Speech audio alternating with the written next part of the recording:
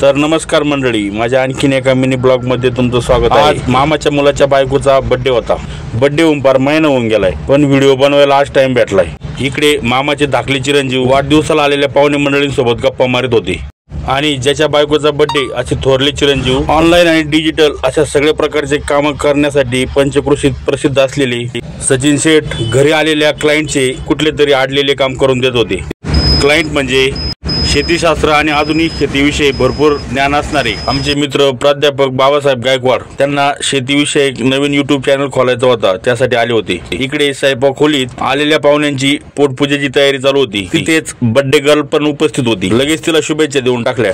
मामाच्या मुलाची सासरवाडी गावातच असल्यामुळे त्या सासूबाई पण आल्या होत्या। त्या खाली बसून भजे काढण्यात व्यस्त होत्या। इकडे आमच्या मामी या सगळ्या स्वयंपाकावर लक्ष ठेवून होत्या। तिकडे मिसळ बनवण्यासाठी वस्तात असणाऱ्या आमच्या दुसऱ्या मामी मिसळला फायनल टच देत होत्या। माझ्या बडबडीने डोक्याला बोर झाल्यामुळे त्यांनी लगेच मिक्सर मोठ्या आवाजात चालू केला। इकडे ज्यांच्या घरी कार्य होतं असे आमचे मामा कॅज्युअल लुक मध्ये दिसत होते। अचानक समोर मला पाहिल्यावर मामा मला बोलला, सुरेश तुला आमंत्रण दिलं कोणी होतं? अजून तो मला काहीतरी बोलणार होता, पण तेवढ्यात मागून आमची मामी आली आणि तो गप झाला। दोघांना पण टपकन आवरायला सांगितलं। सकाळी मामाच्या घरी गेलो होतो तेव्हा वाढदिवसाचं कुठलंही नियोजन नव्हतं। मीच मामाला बोललो होतो, सुनबाईचा वाढदिवस आहे, काहीतरी पार्टी दे। तो बोलला काय खाणार? मग मी बोललो मिसळ पाव कर।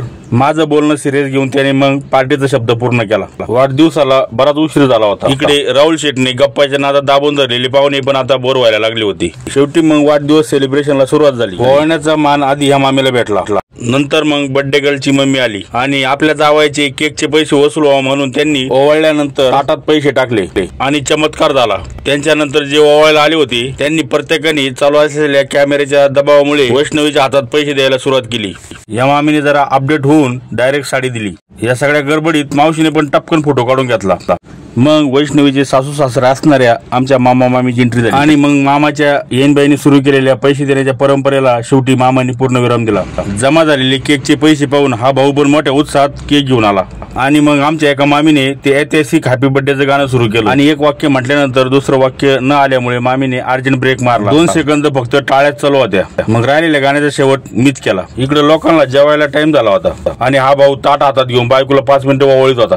मग त्याला कसं तरी दमदाटी करून साईडला घेतलं। सगळ्या गडबडीचा फायदा घेऊन मी टपकन वैष्णवीला भेटलेले पैसे स्वतःच्या खिशात घालायला सुरुवात केली। कॅमेरा मागून तिचा नवरा रडायला लागला होता म्हणून मग त्याला पैसे परत देऊन टाकले आणि असा हा वाढदिवस मोठ्या जल्लोषात साजरा झाला।